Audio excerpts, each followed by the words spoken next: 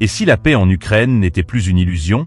Contre toute attente, Volodymyr Zelensky a adressé une lettre officielle à Donald Trump, exprimant sa volonté de faire des concessions pour mettre fin au conflit qui secoue l'Europe depuis plus de 2 ans. Une annonce qui, si elle se confirme, pourrait bouleverser l'équilibre des forces mondiales. Le geste inattendu de Zelensky. Alors que les signaux semblaient indiquer une intensification des affrontements, le président ukrainien a surpris la communauté internationale en ouvrant la porte à des négociations. Dans cette lettre, révélée par Trump lui-même, Zelensky se dit prêt à signer un accord de paix au moment convenable. Un revirement spectaculaire, surtout lorsqu'on se souvient de son intransigeance lors des précédentes rencontres. La Russie se déclare prête à négocier. De son côté, Moscou martèle être disposé à dialoguer. Vladimir Poutine, qui a salué la victoire politique de Trump, semble miser sur une approche stratégique. Flatter l'ego d'un leader qualifié de « mégalomane » par plusieurs analystes afin d'obtenir des concessions en sa faveur. Cette posture contraste avec la résistance frontale adoptée jusqu'ici par Zelensky. L'Europe prise de court. L'annonce a provoqué une onde de choc en Europe. Quelques jours auparavant, Zelensky multipliait les rencontres avec les dirigeants du continent. À Londres, il avait décroché un accord d'armement et d'investissement de 2 milliards de dollars avec le Premier ministre britannique, allant jusqu'à solliciter une présence militaire physique des forces britanniques en Ukraine. Dans la foulée, un navire chargé d'armes britanniques à destination de Kiev a été détruit par un missile russe, un incident largement passé sous silence par les médias occidentaux.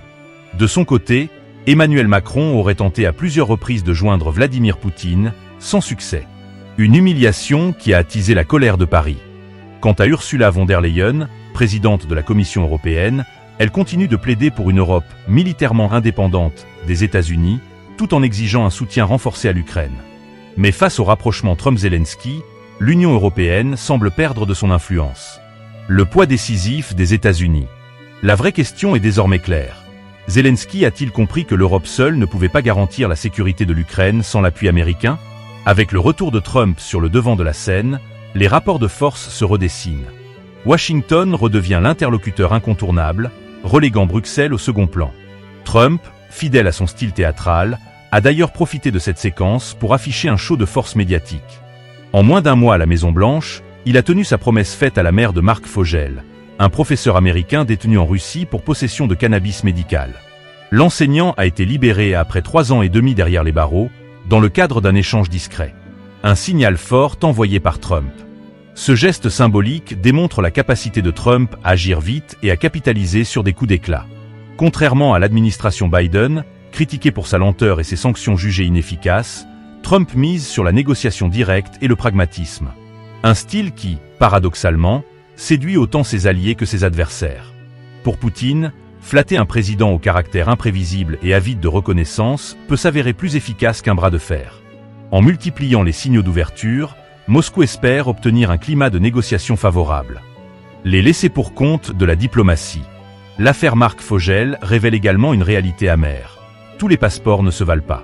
Alors que Washington s'est mobilisé pour rapatrier l'un de ses citoyens, de nombreux Africains ou Asiatiques détenus à l'étranger, parfois injustement, restent oubliés de leur gouvernement.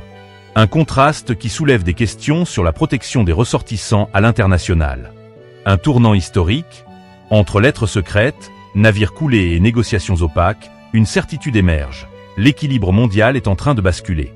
Zelensky, longtemps symbole de résistance, pourrait-il devenir l'artisan d'une paix fragile, dictée par des compromis douloureux?